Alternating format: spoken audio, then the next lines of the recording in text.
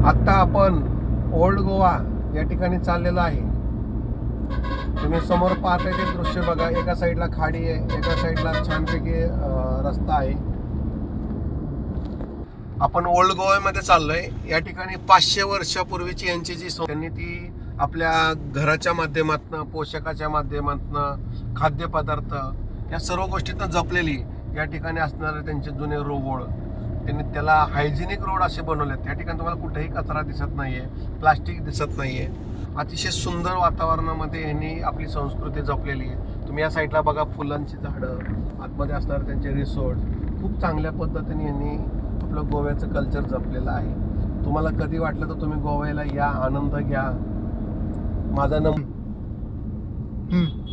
या ठिकाणी बोट पण आहे. तुम्ही अलीकडे पलीकडे फ्री ऑफ कॉस्ट मध्ये जाऊ शकताय.